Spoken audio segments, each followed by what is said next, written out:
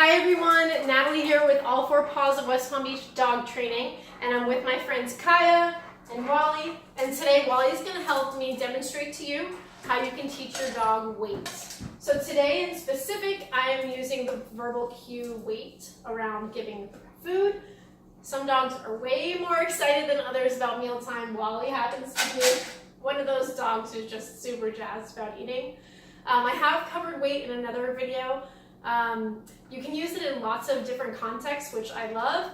It's a great cue to have so that you can give yourself a moment to gather your belongings before you open the door to go out for a walk, or before you get your dog in the car, and great for mealtime. So here's what I'm going to do. I've got a little bit of kibble in Wally's bowl here, and I'm going to set it up in a way so that I reward the behavior that I like and let the dog know what they're doing correctly so that they want to continue working. If you make your goals too difficult too soon for a dog, it's going to be overwhelming and you'll see that they give up. So I don't want that to happen in any of my training, as I do all force-free humane training. And what I'm going to do is I'm going to give Wally reward for the behaviors that I like along the way, so he knows that he's getting warmer essentially. My goal would be to put the food down and then basically tell the dog to wait, and then they go over when I give them a release word. As you can see, if I just put down food, it's a natural impulse for a dog to go eat food that's readily available. But it's really nice manners for a dog to patiently wait for their meal so they're not just, rushing their bowl. So here's what it's going to look like. Your first goal might be just lowering the bowl to your knee without the dog getting up, or maybe it's just halfway down your leg. You have to gauge how your dog is doing. If it's too difficult for them and they can't seem to get it, make your goal a little bit more obtainable.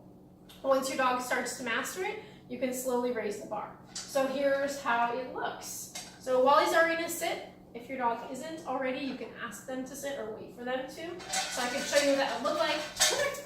I basically just for it. And now I'm going to slowly lower the bowl down.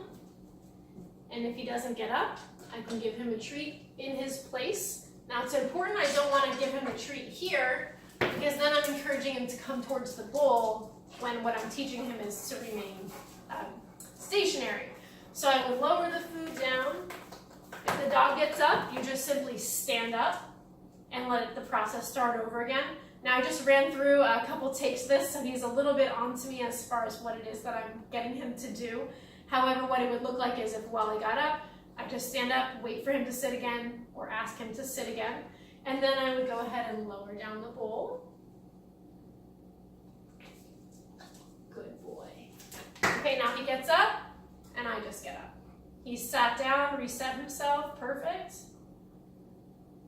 Now, if I keep going through this and he doesn't understand what I want, I would take the opportunity to give him a treat for being stationary, again, so he understands that this is the behavior that I want. Okay?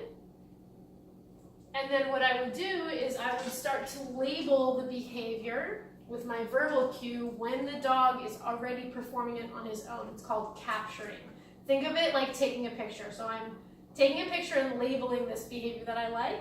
So here is when I would say, wait. Okay, good boy. And then I use the release cue of okay to let the dog know, gesture towards the food, that he's free to go eat. So I'll run through that again for you. Now, when you're practicing this, you do not need to practice with a full serving of dinner, so feel free to just put a little bit of kibble or a couple of treats in the bowl so that you can go through the exercise. And come here, Willie, come. Let's do another angle so they can see you. Come here, buddy. Yeah, perfect. Good. Okay. So I'm just going to slowly lower the bowl down. Now, if I just put it down and walk away, you would probably go for it. And I do want to demonstrate a little bit of what it looks like. So he got up a little bit, and then I get up. I'm not using any verbal corrections. I'm not yelling. I'm not saying no. You can see that the communication here is mostly my body language. It's really not about the words that I'm saying. And it's important to keep that in mind in dog training. You don't need to yell at your dog. All the training that I do is force-free and humane. And it's all about understanding how they learn and what motivates them so that you can get the behaviors that you want. So one last time, slowly lowering down the bowl. wait. Okay, good boy. And that was perfect. And that's only on the third try of going through this little exercise. So they pick up on these things really quickly. They are very keen on understanding that getting up means there's no option of the food, and that staying in a seated position and having some impulse control before going for the food is what's going to get the reward to them. So you can feel free to try this at home, break it down into little steps, give your dog rewards so they understand what it is that you like, and keep raising the bar. You could get all the way to a 5-minute wait on a mealtime if you really wanted to. And have fun with it and enjoy, and happy training. Thanks for tuning in.